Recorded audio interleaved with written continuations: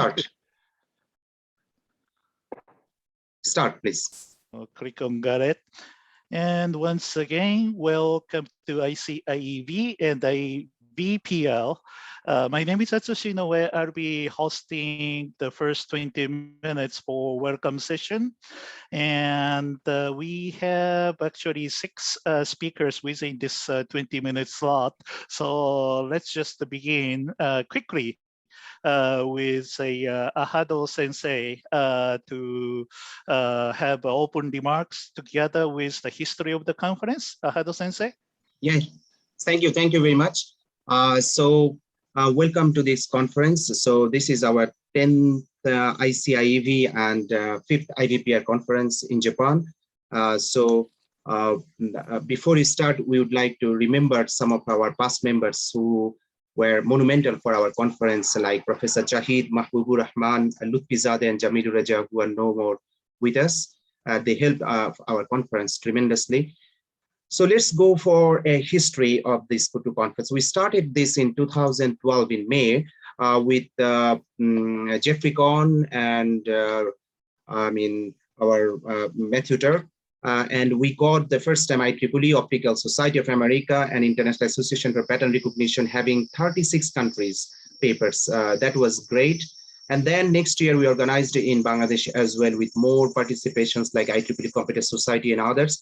We got 468 papers. I'm talking about 2013 and second conference from 25 countries. That was amazing. And we had Kenichi Kanatani and Alamgir as keynote speakers along with others.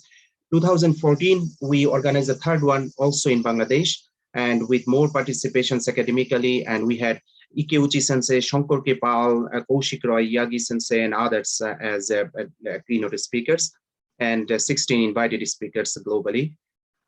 Next year, we organized it first time in Japan. So in Kitakyushu, Kobashi, Morimoto, and others helped tremendously a lot with lots of participations. And first time we had Toshio Fukuda Sensei, Anton, Matthew Turk, Yagi Yamakawa Sensei, and others in the conference, and invited speakers as well. Next year, we back to Bangladesh in 2016. And we organized with more distinguished keynote speakers globally, like Nikhil and Shankar and others, and lots of invited speakers.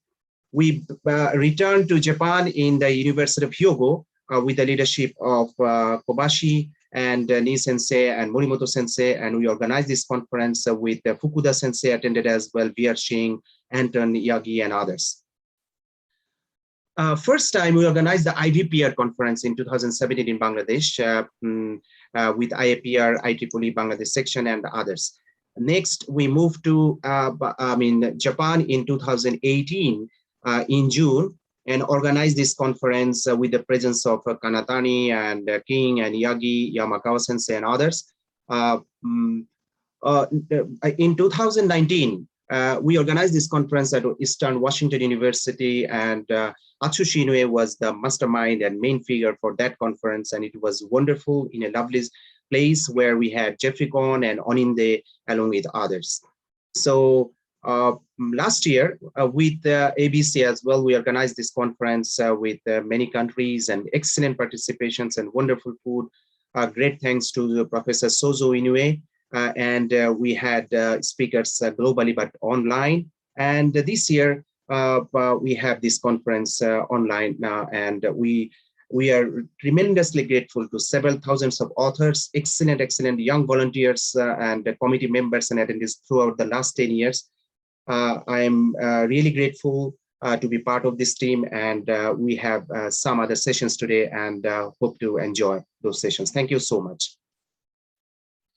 Thank you very much, Ahado Sensei, for wonderful introduction to the history of this conference together with the welcome remarks.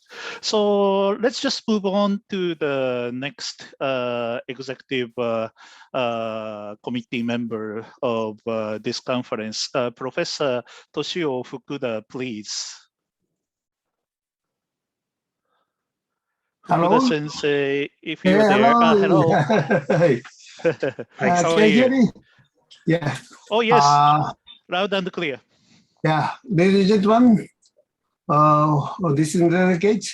I'm very, very honored to be here to congratulate and to open the 10th ICIEV and 5th IEEPR online.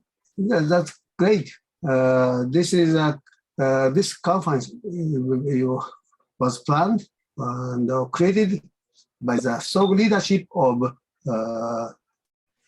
Ahad-san. He did a great job, and he organized those things. So last 10 years, all things. And also, he organized those conferences with those people who helped to organize this conference in Kitakyushu. That's great. They have a strong team to collaborate to make the conference so successful. And today, I see my good friend in IWP. I'm very happy to see some people like Cypher-san, hi, and also other people like Ljiljana-san. She's going to give a talk, I guess. Very nice to hear, particularly on behalf of IWP, as a past president of IWP 2021. I'm very, very happy to see this conference is growing, making a lot of progress. That's great. And we'll enjoy this conference with a wide variety, including such kind of intelligence and also kind of vision system. Thank you very much. Please enjoy this conference. Thank you very much, Fukuda-sensei, for wonderful opening and welcome remarks. Thank you very much. So let's move on to the next VIP, Professor Matthew Turk from Chicago, please.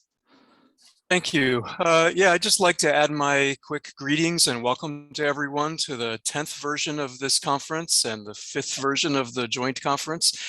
I think it's really significant that ICIEV has taken place now for 10 years in a row. Many conferences don't last this long, and it's been around for a decade now because of a core group of organizers and participants, primarily from Bangladesh and Japan, who provide lots of energy and expertise to keep it going and to make it a great place to share current research and to learn from others. But of course, also colleagues all over the world have been involved with the conference every year. And this combination of regional and international participation, I think, makes this joint conference a really special research gathering. Of course, it's unfortunate that we have to be online this year. I suppose we're all used to that by now, and we can make the most of the situation. I do want to strongly recommend people to use the chat window to ask questions of the speakers and to share comments. So it doesn't just, it's not just somebody talking all the time, but there is some kind of interaction, even though we're online. And also to join the networking sessions on Tuesday and Thursday, as well as the award ceremony on Wednesday. Of course, this conference is a single track conference. It has keynote talks, it has papers and talks, it has works in progress presentations, it has the Women in Engineering session, the industry session. I want to thank everybody who's helped organize these various aspects of the conference, especially the program chairs, the reviewers, of course, the authors, and everyone on the committee who's worked to make all of the organizational details come together to a successful conference. Obviously, it takes a lot of work to do this, and everybody who helped deserves our thanks and lots of thanks. I wish we could all be physically together in one conference hall today or this week, but we will be again in the future, and I look forward to that. So meanwhile, enjoy the sessions, take the opportunity to learn from every presentation and every paper, and look forward to being together physically soon, and enjoy the week. Thank you very much, Matthew, for essential instrumental introduction to this conference. And we will all enjoy this nice gathering for next 4 days. So let's move on to the next person, Professor Saifur Rahman from Virginia Tech. Good afternoon, Tokyo time, and for me, almost good midnight. Nice to be in front of you, and good to see my friend Fukuda Sensei. And I have lived in Japan. I lived in Tokyo for a year. I used to work for TEPCO in the AI lab. So I see your conference title, ICIEV, Informatics, Electronics and Vision, and then IVPR, Pattern Recognition. That's very important because you are giving a platform for many people within the big EE sphere to come together and share their knowledge to solve long-term problems, number one, for industry. And for academics, especially students, they get a platform to talk about their plan, what they can do and learn from other senior researchers, how they have progressed in their life, what to do with that. So with that list of keynote speeches, I've seen the list already. I am very happy that I'm able to come before you for a short time, but I'm here. Ahat can give you my email address. Any questions, please feel free to ask me. I'll be very happy to see you maybe someday in Japan. So I have lived in Japan, I've worked in Japan, I have many friends at Japanese universities. And I can see this conference connecting Bangladesh, Japan, US, and many other countries. I see from Ljiljana from Canada is here. So that this is a good example of what can be done as an example in IEEE, because it's a big society, bring people together. We have 40 societies in IEEE, 40. We should not be at 40 silos. We should be people like here, the ICIEV-IVPR gives a common platform. People like, for me, I'm a power guy. When I work in sensor integration, I work on sensors and signal processing. This is a good example. I hope you are enjoying it. And next couple of days, be open, be looking forward, and enjoy this. Thank you very much for inviting me. I appreciate it. Thank you very much, Rafur, for wonderful welcome remarks. We have, a little bit of extra time, but not so much. But I'm sure Professor Richard Hartley will be able to utilize this extra minute or two. So Professor Richard Hartley, it's all yours. Thank you very much for the introduction. It's a great privilege and honor to be associated with this conference. And a pity that in lockdown I'm unable to attend. It's also great to be associated with a conference that a lot of my friends and colleagues, I think particularly of people like Kenichi Kanatani, Ikki Uchi, Matthew Turk are associated with, and it's good to take part even remotely like this. I think that the little conferences like this, have a really important role to play in the community, in my particular case, computer vision, where the big conferences, ICCV, you are getting to be so big that they're much less personal and these days, and it's good to be able to get together in a situation where in small groups, even if it's online like this, where one can discuss in a much more relaxed and thorough way research questions. So thanks once again for inviting me to sort of participate in this meeting, and I look forward to the rest of the conference. Thank you very much, Richard, for wonderful and warming welcome remarks. Highly appreciated. Let's just pass the mic to Professor Kenji Suzuki. He is the program chair of this conference concerning the details with respect to the technical program in this year. Suzuki-sensei, it's all yours. Okay, thank you very much, Professor Inoue. And also Professor Ahado for organizing this conference. So my name is Kenji Suzuki from Tokyo Institute of Technology, Japan. I will give some words as one of program chair on behalf of honorary program chair, Mark Nixon, University of Southampton, UK, Program Chair of ICIEV, Anton Nihot, University of Twente, Netherlands, and Mas Kamal, Gunma University, Japan, Program Chair of IVPR, Upal Mababu, Qualcomm Technology USA. So first of all, let me share with you some statistics and review process of this conferences. We received 137 papers from 20 countries. Like previous years, they were of high quality. All papers underwent blinded peer review process. Each paper was reviewed by mostly 3 known experts in the field from International Program Committee. I would like to thank all the members of Program Committee for their excellent reviews. Based on the review, we accepted 43 papers for IEEE Explore publications, 5 for International Journal on Computer Vision and Signal Processing, and 18 work-in-progress papers to encourage young researchers, which will not be included in IEEE Explore proceedings. So the acceptance rate for IEEE publication IJCVT SP is about 35%.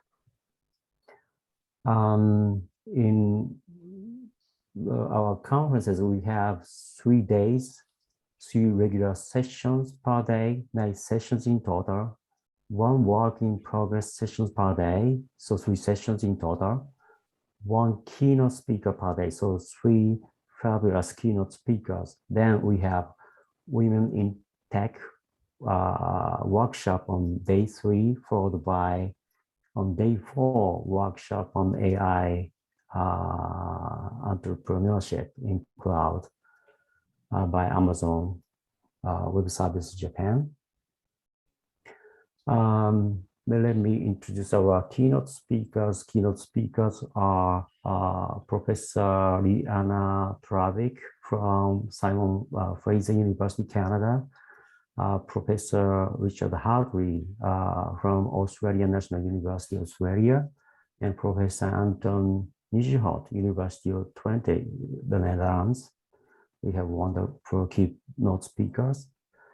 And on day 3, we have Women in Engineering workshop by Professor Kaori Yoshida, Kyushu Institute of Technology, Japan, Professor Rafaif Jamal, University of Dhaka, Dr.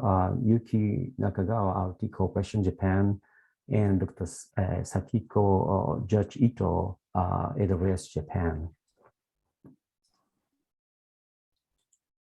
And then we have day 4 workshop by AWS Japan. Doctors Yoshitaka Haribara and Tetsuya Urabe will be hosting this workshop. And last but not least, we'd like to thank all the session chairs listed here for accepting to chair sessions. So let's enjoy 3-day session, conference and 2-day workshops together. Thank you very much. Thank you very much, Suzuki-sensei, for introducing the technical program in detail.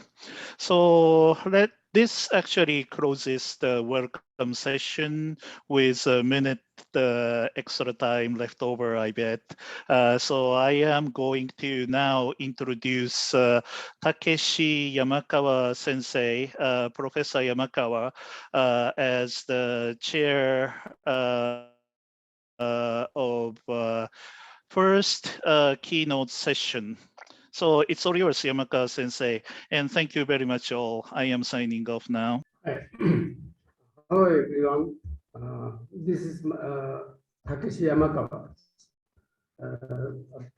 Professor Emeritus of Kyushu Institute of Technology and the founding director of the Physiological Systems Institute. I'm very sorry for the big echo of this conference room. this is the first keynote speech of this conference, and we can share the time for 45 minutes, including discussions. So it's short time, so I would like to introduce the speaker of today briefly. Today's speaker is Professor Ljiljana Trajkovic from Canada. She is currently a professor in the School of Engineering Science at Simon Fraser University in Canada, and her research interests lies on communication networks, computer-aided circuit analysis, and design and nonlinear circuits and dynamical systems. She served as important positions of IEEE societies and divisions. For instance, she is a past president of two societies, that is Man-Machine and Cybernetics Society, and also the Circuits and Systems Society. So please move on to the talk. Please, Professor Trajkovic. Thank you very much, Professor Yamakawa Sensei. I'm going to share the screen now.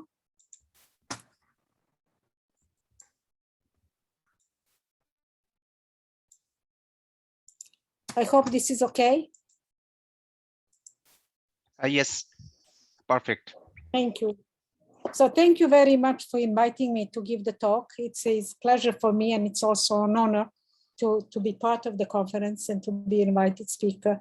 I'm going to talk about the research that I have been conducting over the last decade with my students at Simon Fraser University. And the topic of my talk is about data mining and machine learning for analysis of network traffic. So my background is in communication networks. I also worked on nonlinear systems a long time ago, but most of the work recently is really about communication networks, traffic analysis, collection of data from deployed networks, and more recently about applying machine learning techniques for analysis of anomalies in communication networks. Most of my work is public, so I put my URL in case you are interested, and all of the papers are downloadable from the webpage. So this is a roadmap of my talk. I understand it's a short talk, so I'll try to keep it short. I'm going to cover quite a few areas broadly. I hope I get people interested in the topic. So I'll introduce why is it important to do traffic collection and characterization and modeling. And I'll provide some case studies just to give you a feel about what can be done, what was done in the past. So I'll talk about BCNET, that's a local network. BC stands for British Columbia. It's a network that provides services to universities, research institutions, and we were fortunate to have a collaboration with them to collect data from a real deployed network. ECOM is another network of a very different nature. It's a really emergency preparedness network. If you remember, in 2010, we had Winter Olympics in Vancouver, the services, communications services for the Olympics. ChinaSat was another case study that we did. It's a terrestrial satellite network, so it's a hybrid network.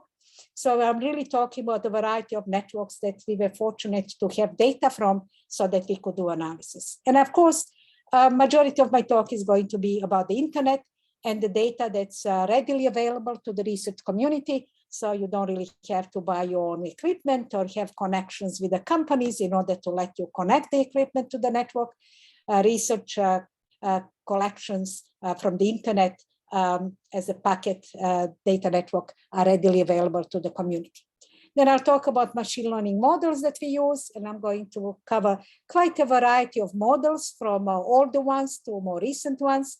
I'll describe how is usually that experimental procedures done in order to create the models, and of course, performance evaluation and some conclusions based on our experience. So let's talk about traffic collection, characterization, and modeling. And that has been going on for a long time. In the old days, AT&T Bell Labs would do the traffic collection from the telephone networks. Those data usually were not readily available to the research community, so it was mainly done within the company. But the traffic measurements really help understand characteristics of network traffic. They are really basis for developing traffic models. Even in old-fashioned telephone networks, traffic models were developed based on the measurements. They are used to evaluate performance of various protocols, especially if one wants to introduce new protocols and, of course, new applications. Traffic analysis provides information about how the network is used. That's very important to the service providers. And also it helps understand how the users behave. And the users don't behave the same every day during the week or every week during a month. So that aspect of understanding the behavior of your user is also very important. Prediction is a little bit more difficult. It helps us understand the future network capacity requirements. That's very important for deployment of network elements and for maintaining the quality of service that anybody who uses the network expects. And of course, it's a plan for future developments. I'm going to address two topics that are not necessarily directly connected to the machine learning model, but these were two milestones that happened in the history of understanding the traffic and the internet connectivity. The first one was about traffic modeling. It was a study that was done at Bell Communication Research at the beginning of 90s, where the group in Bell Communications Research, where I happened to work at that time, was collecting data from the backbone that connected Bell Core to the internet. And they found out that the models for the traffic very much departed the Poisson model that was good enough to model the traffic on the telephone networks. So that's a model of the traffic that was carried by telephone networks that carried only voice. And in 1994-95, that seminal work by Walter Billinger and his group actually established that most of the traffic that we see is self-similar, it's fractal in nature, and the data on various timescales have very similar patterns. And I only provided here a sort of mathematical description, what is a wide sense stationary process, and it's called self-similar if the autocorrelation function satisfies certain conditions on various levels of aggregation. That's all nicely said, but I thought a picture is worth 1,000 words, so I'm just going to show you what it means. This is a seminal paper that in 1995 received the BCNET Award. That's the best award paper in all IEEE transactions, and it shows you what self-similarity means. Most of us are really very familiar with fractals, but if you look at the traffic, this is a genuine MPEG trace. If you look at the traffic at different timescales, so on the left, we have a timescale of 4 frames with the coding schemes that's used, that's 160 milliseconds. In the middle, it's a timescale of 16 frames, and then finally 64 frames. This yellow area, it's this little piece down here. And so you can see no matter how much we zoom in or zoom out, qualitatively, the traffic is self-similar.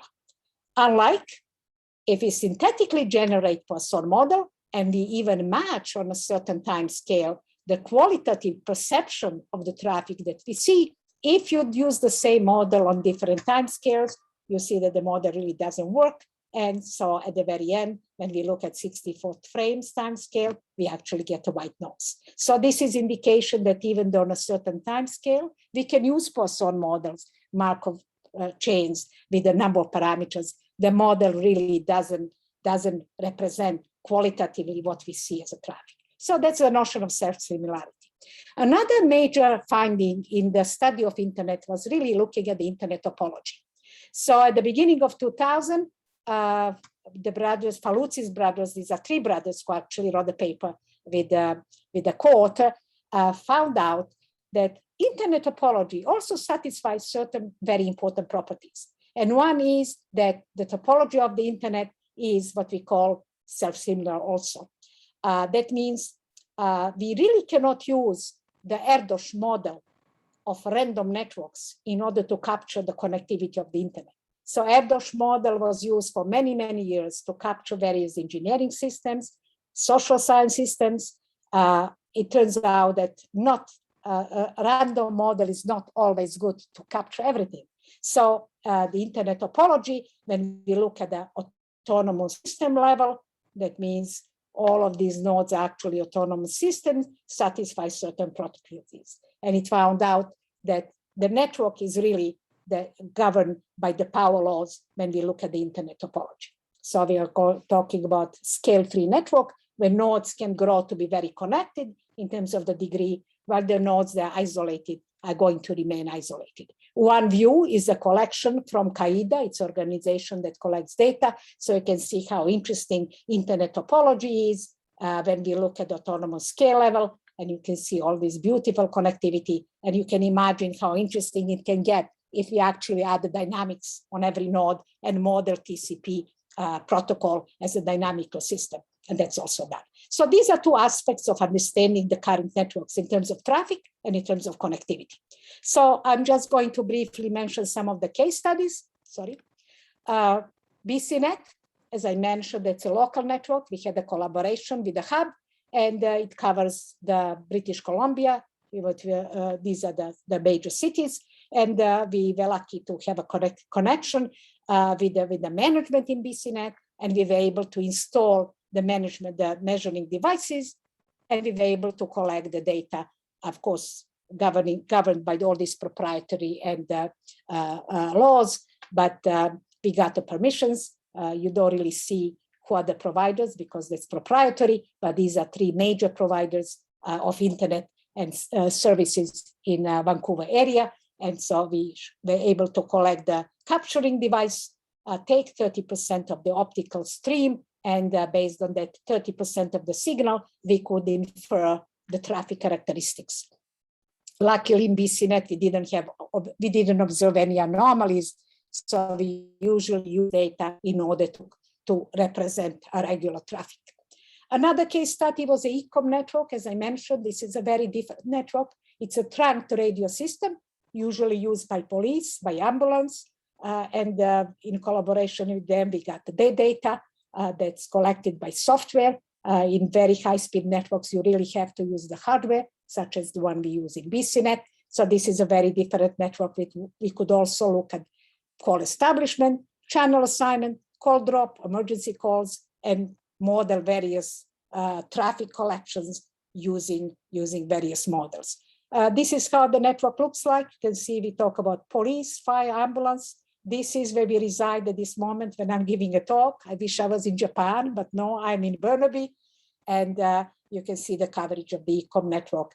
As I mentioned, it is a public safety network. It's not really for commercial use, it's for use by public agencies. Another collaboration and another possibility to study a network is a terrestrial satellite network from ChinaSat.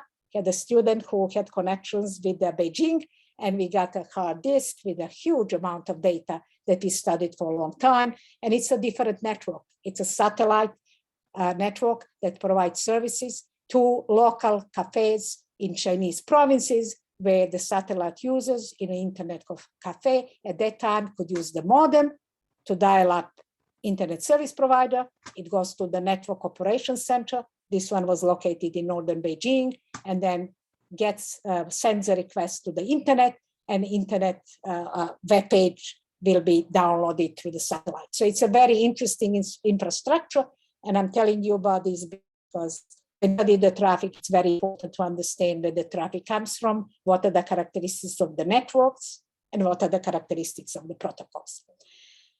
More recently, we have been looking at the internet traffic anomalies and intrusions. And as I mentioned, this data is readily available to the research community.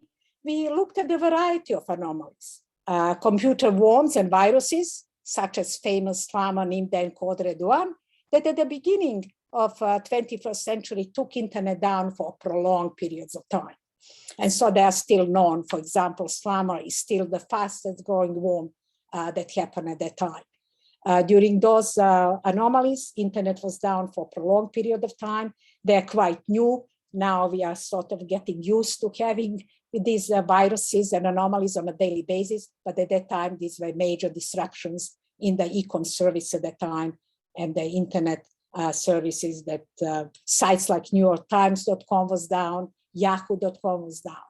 Electrical failures, which are not necessarily malicious attacks, can also take the internet down. Well known is a Moscow blackout in 2005 and a power outage in Pakistan in 2021. That was at the beginning of this year. Ransomware attacks are becoming, unfortunately, very popular, very difficult to analyze because they usually last over a prolonged period of time.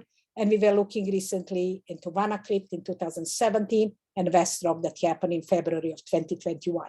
But there is a variety of other attacks, such as Internet Protocol prefix hijacks, misconfigurations. Not all of them are malicious, but they do interrupt the service. And so from our point of view, it was very interesting to study them. So in terms of collecting network traffic data sets, there are two major collection sites.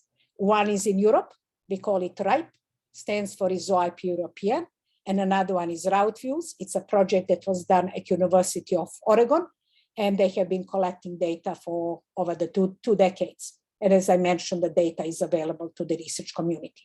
We looked at viruses such as Slama, Nimda, Code Red, WannaCrypt, Vestrock, Moscow blackout, Pakistani power outage, but we also looked at some of the data that was available to the research community for evaluating other algorithms, such as, for example, algorithms used for image processing. So NSL-KDD is quite known data set, and we were looking at the improvement of the data set. It's really a test bed, usually used for evaluation of algorithms used in image processing.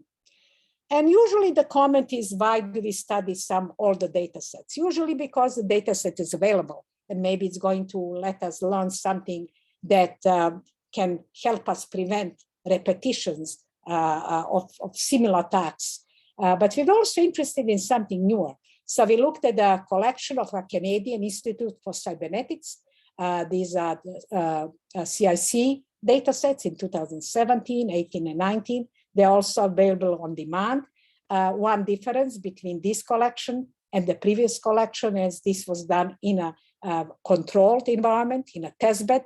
So you can see that algorithms usually do better, but it's really not a real data. It's something that was simulated in a well-designed test bed with a variety of intrusions and variety of attacks that were collected over the past decade. And BCNET, as I mentioned, it's a local connection that usually we use in order to illustrate regular traffic that didn't have anomalies.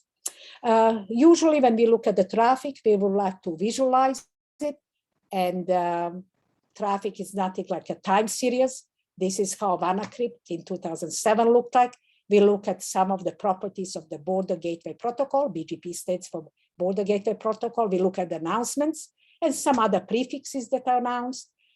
This is a category of volume features, and usually volume is indication. If the volume changes, it's indication that something is happening in the network. So we were observing the period of time when WannaCrypt was active.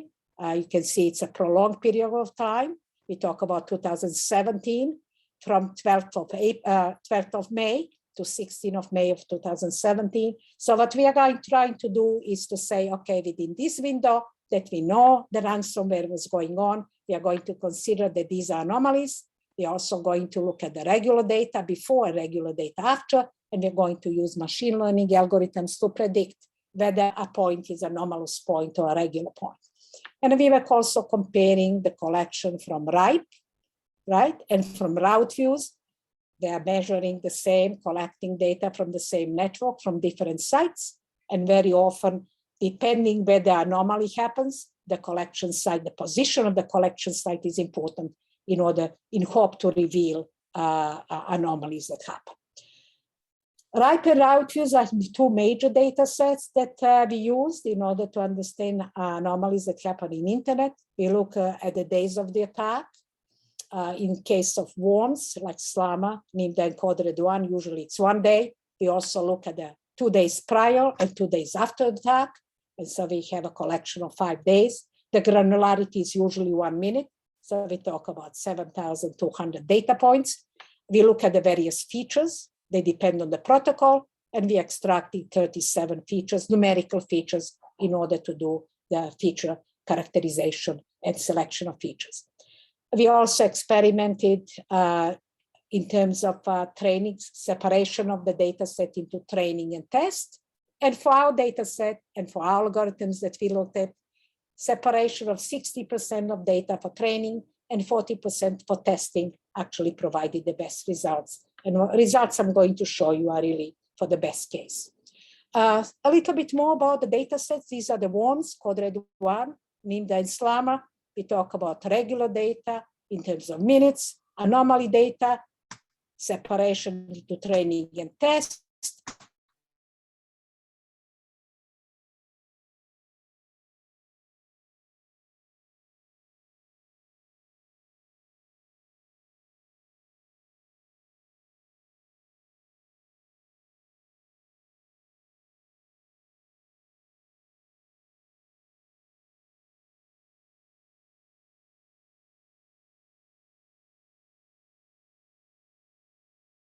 Slama didn't start the correction, the collection. So this is why you only see the Slama. WannaCrypt and Moscow blackout, another example. It's a little bit more difficult to do analysis of those. They also took the internet down because the routing could not be done in a regular way because the trafo stations out of Moscow got a power outage. So all of the connections in that area died. And so the internet really was affected because the routing had to be done using the different nodes. So these are just gory details, just in case somebody would like to reproduce the results. NSL-KDD dataset is a well-known testbed. We also looked at the smaller test site, which indicates it's a smaller site, smaller testbed, test data. But it's used because it turns out that algorithms have difficulties doing the classification for this test data set.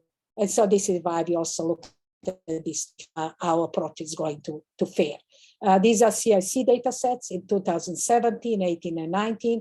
You can see a garden variety of attacks. And as I mentioned, the value is that they may be able to simulate various attacks, both denial of service and distributed denial of service. And now we are talking about large number of data points. We talk, for example, that one of these has over 5 million data points that they got collected. The drawback is that it is a controlled environment. It's a test bed. It's not really a deployed network, but the plus is that variety of attacks were simulated based on past anomalies. And now we also try to do machine learning algorithms. And we looked at deep learning. We looked at multi-layer recurrent network, also broad learning system and gradient boosting decision trees. And we wanted to see how they perform. In terms of machine learning algorithm, many network intrusion detection system already employ convolutional neural networks, recurrent neural networks, belief networks, autoencoders. We also experimented with boosting algorithms, ADA boost, and gradient boosting decision trees. We really concentrated on GBDT, which stands for gradient boosting decision trees. Okay. So these are the various algorithms that we use over the last probably 6 or 7 years. We started with support vector machines. We found that it's a very robust algorithm, but sometimes slow. We were very much looking into something fast in hope that we can have a tool that can be used in order to infer the onset of anomaly so that the routers and network elements can be taken down so that those attacks do not propagate to the network. Long short-term memory worked very well. We looked at LSDM and bidirectional LSDM, simpler version like GRU and bidirectional GRU, and gradient boosting decision trees such as XGBoost, LightGBM, CADBoost, and something very interesting. It's a new system called broad learning system, relatively new. Over the last 3 years, people were very much interested in evaluating its performance. So this is a deep learning network that we use. I'm just indicating that we use 37 recurrent neural networks in order to analyze BGP, 109 recurrent neural networks for NSL-KDD dataset. In all cases, we use the same number of fully connected layers. And finally, the output layer, but that's one of the structures that we use, very common and very typical. Long short-term memory, just illustrative example how the repeating module looks like of LSDM. So I think it's quite known. I do have equations, but I'm really having them there only for you to see that there is a nice mathematical analysis behind. And so all of these gates, inputs of the gates and output of the gates and the functions that I use are actually well defined in mathematical expressions. I know in a control theory, many people are interested to look at this from a slightly different point of view. They would like to know, are these mappings, the contraction mappings, are they fixed points? Do they converge? What is the convergence rate? So in a control system community, they would actually look at the equations from a little bit of different point of view, but it's still very interesting to see, because there is nice mathematical theory behind. And of course, for a recurrent, gated recurrent unit, it's a simpler version of LSDM. It does equally well. It's a little bit faster, less computationally intensive, but it really offered comparable performance. The equations are a little bit simpler. I'm just putting them there just for us to understand there is a nice mathematical background, and it's not only trial and error to find the good weights. Broad learning system is something different. It was introduced in at the end of 2017 by Philip Chen and his group at the University of Macau. And it's, instead of going deep, he got an idea that we could have a very successful network by going broad. And he calls it a broad learning system. So there are nodes that are called map features. There are nodes that are called enhancement nodes. You can see it's a very flat structure. Input, this is the output. There is a nice feature here that it can also do incremental learning. That means if I have a new input, especially for large data sets, I don't have to retrain the nodes and the weights. I can actually do this incrementally, and we call this incremental learning. So all of these things are conditions of the nodes with the incremental input with the performance, and I can increase them. Mathematical background behind.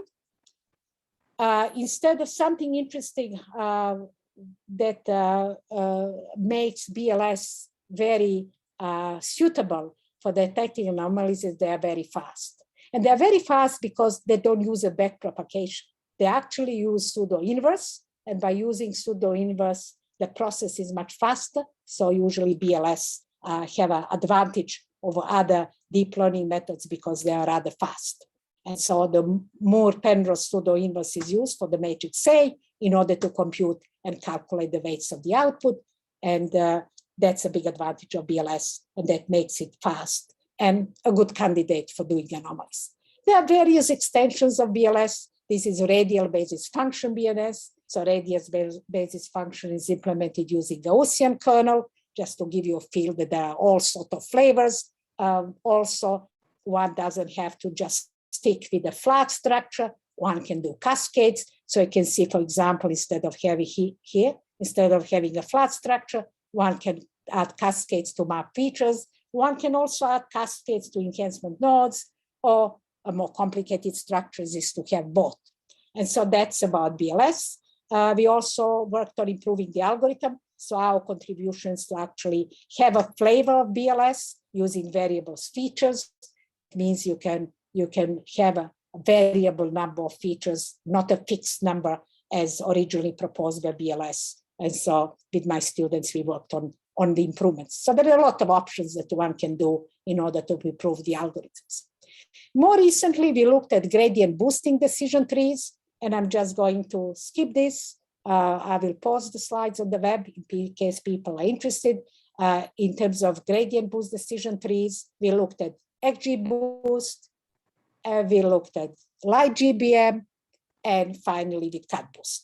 And so they're all flavors. I will provide results for LightGBM, but XBoost and CutBoost have very similar performance. So these are all variants of these gradient boosting decision tree algorithms.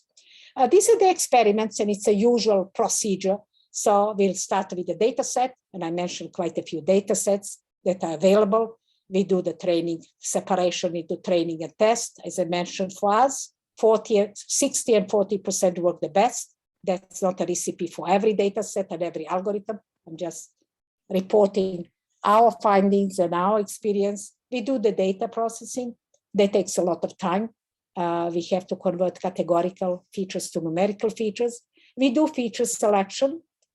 Nowadays, a lot of algorithms have these hidden, so one doesn't even see what are the features that are selected, but we found the selection of features is very important, and combinations of features is also very important in terms of performance of the algorithms. And of course, we do normalization, training and testing, variety of machine learning algorithms. We always do k-fold cross-validation in order to tune parameters. Usually we do 10-fold cross-validation.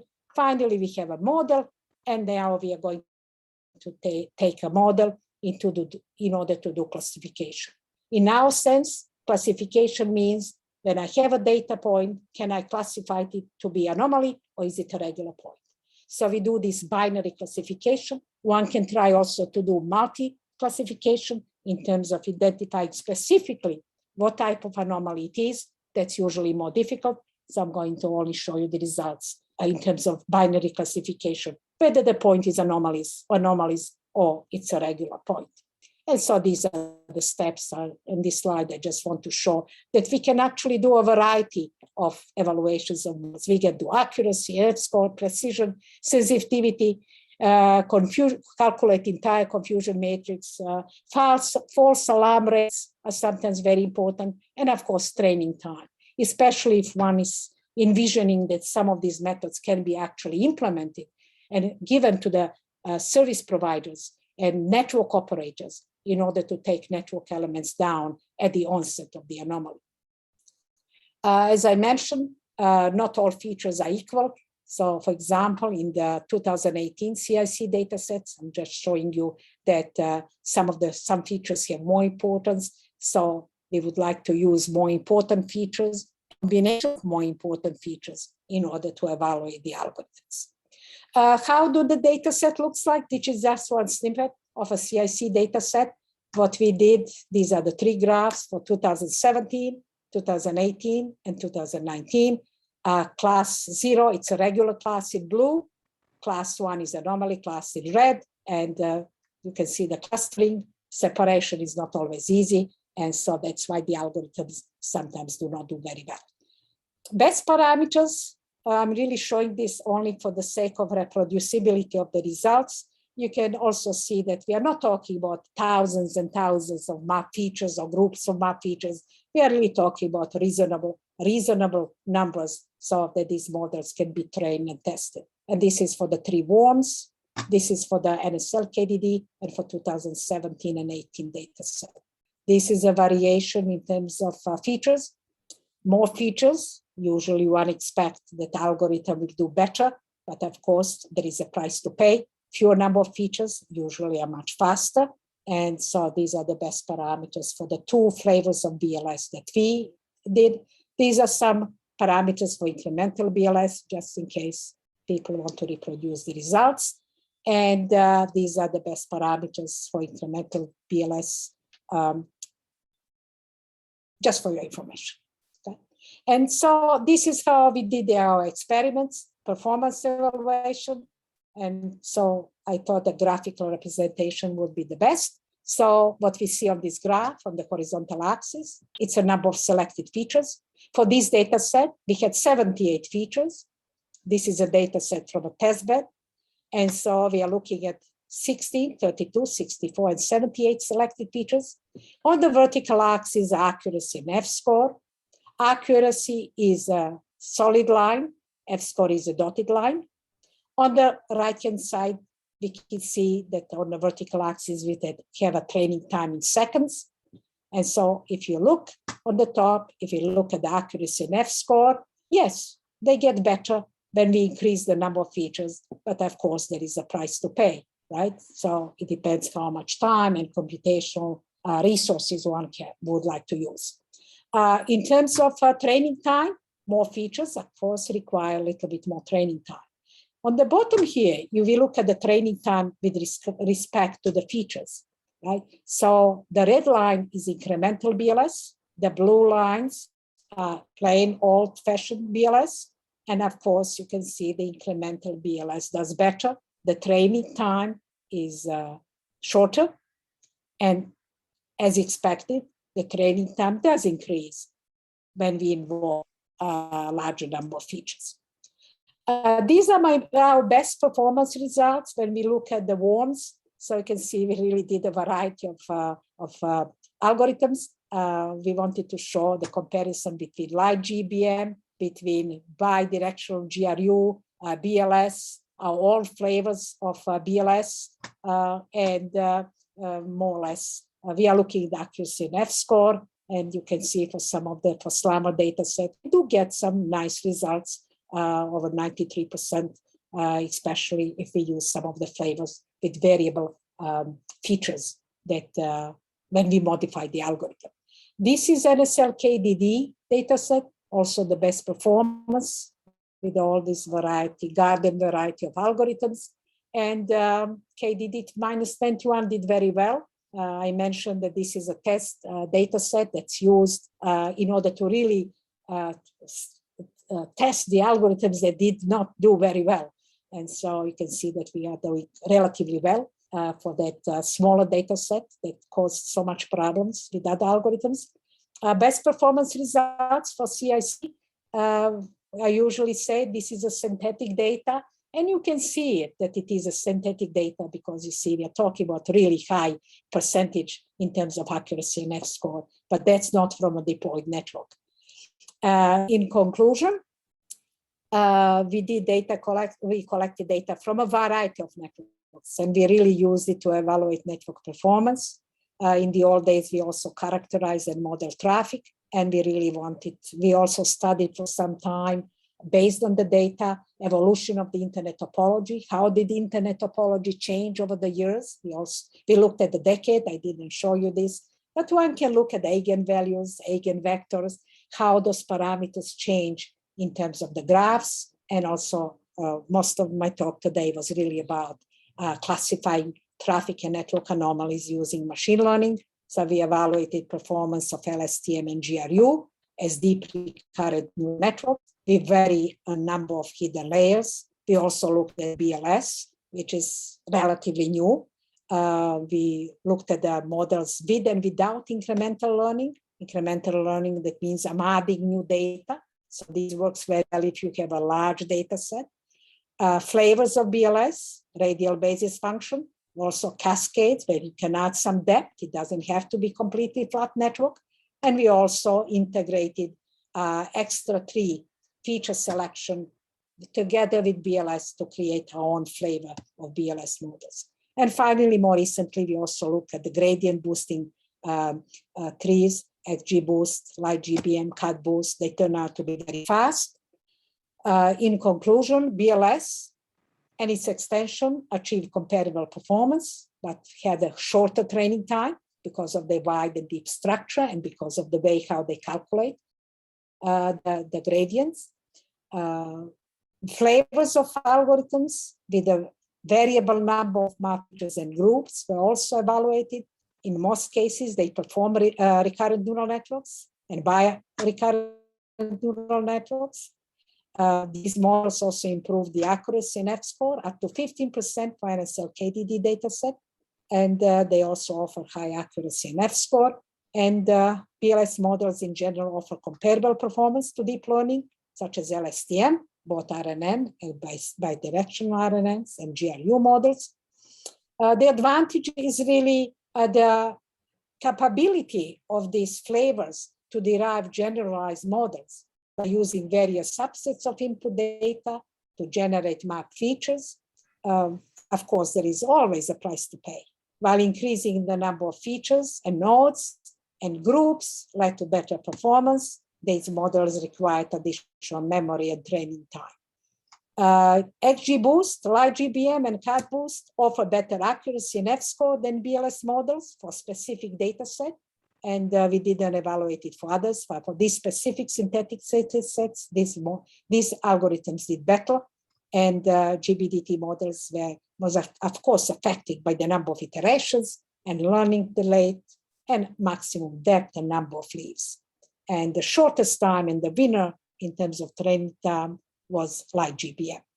I usually put the references in terms of data sources. I already mentioned all of this is publicly available. We use the tools that are also publicly available. Some tools we create, like some of the tools that are needed in order to do analysis. That's all publicly available in the domain.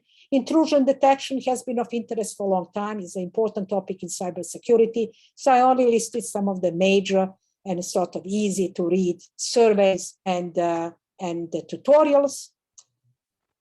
Deep learning, of course, these are the major algorithms. So give credit to the groups that actually propose these deep learning algorithms. BLS, as I mentioned, this is the new from the group in Yamakawa. Professor Chen moved to SUT, South China University of Technology, and these are the major papers that were relevant to the BLS that we used, and GBDT was produced around the same time. Okay. So that's about the references. We have a recent journal publication. We also had book chapters. I believe the book chapters are easy to read. So if people are interested, I strongly encourage them to read it. It's all available from the web pages. And we also published recently because this has been going on for some time. And I thought I will leave you finally with a beautiful view of internet from CIEEE. That's this organization that has the data, and they have been collecting it for a long time. It's from the project called Walrus Project, and you can see beautiful connectivity of internet. And this is real data. So it covers 500,000 nodes and over 600,000 links, just to give you that internet is such a rich source of information and interesting research topics. So that's all what I have to say, and I hope I didn't take too much of a time. Thank you very much. Thank you very much. So thank you very much for listening. We can have the question time and discussions. If you have any questions, please identify yourself and give your questions. Okay, anybody? Yeah, but so Mr. Farhan and Mr. Arafat raised their hands, so we can accommodate 2 questions because we have only 3 minutes left. So Farhan, please.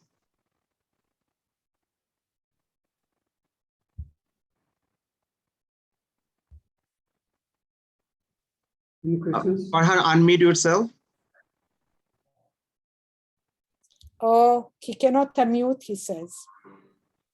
Okay, Arafat, unmute yourself. Yeah. Oh, I cannot. Yes, I'm Arafat. Thank you for your nice presentation. I wanted to ask that in some dataset you have shown the accuracy is high, but F1 score is low. Is it due to class imbalance? Is it due to what? Class imbalance, like yes. We actually looked at the imbalance because our data set is in balance, but we didn't find that balancing the data set by oversampling or undersampling really made a difference. And keep in mind that I'm only talking about the studies that we have done. But we do not really know why F-score is sometimes so much lower, but it's not related to class imbalance because we tested it. And we try to, we also looked at some other networks. We try to do oversampling and undersampling in order to have balanced data sets, but we didn't find much of a difference. Am I answering your question? Thank you. Yeah. Any other questions?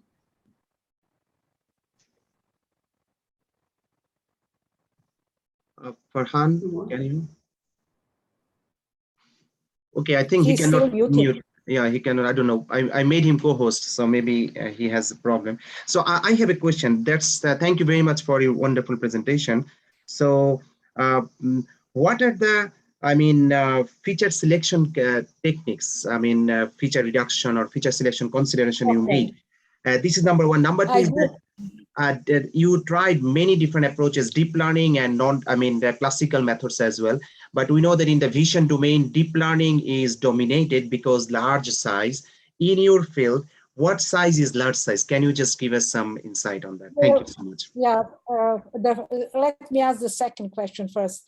The large size, what we studied with millions of points. So for example, for one of these anomalies from the test bed, we had 5 million points, right? So we are talking about time series with 5 million points, but we are talking about one-dimensional data. Like in image processing, we talk about two-dimensional data, right?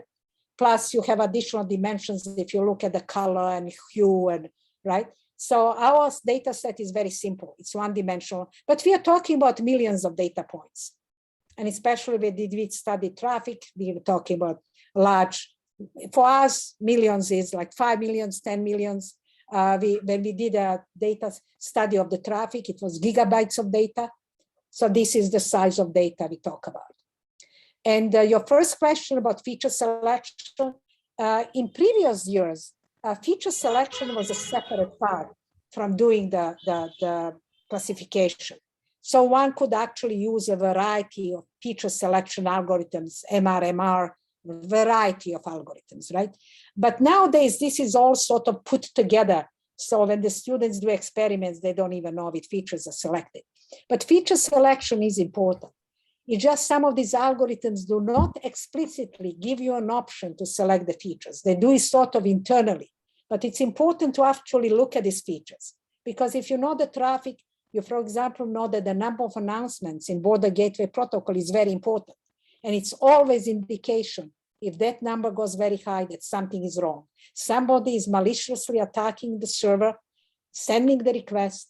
And so that's why understanding the features is important. Am I answering your question at least in a general way? Yeah, perfect. Thank you so much. Okay, it's good to I look at think it. we have And more time, but oh, can I just say that Mr. Farhan actually asked about autoencoder? yes. We are looking at autoencoder now, but I have no results for autoencoder. Okay. Okay. I have another question. Can I ask? Okay, very quick question, quick answer, because time is short. Okay. So you mentioned a graph about that you considered network traffic and extracted features based on that. So is that the only channel you considered, or some other channels as well? I only consider network traffic. I don't understand the question exactly, but I'm looking at the network traffic in terms of border gateway protocol, in terms of number of announcements, various features. So I'm not sure that I understand the question well, but I am looking at the network traffic. Okay. Yeah, that answered my question, in fact. Okay. So we should close this session. So thank you very much, Professor Trajkovic. Thank you very much. Thank you for inviting me and for listening to me. Thank you very much. And thank you for the questions. Thank you. Thank you very much, Professor Yamakawa, for this completing this session. So now we need to move for our next session, regular session. So I would like to invite Professor Sojo Inoue to as a session to chair this session. Hello, thank you very much. And can we move to the next session directly without the break?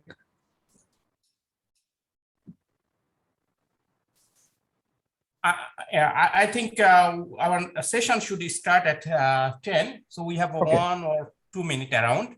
So maybe you can explain the time, presentation time, or some basic things. I think it's okay. Then start at 10. Okay. So if you want to have a short break, you can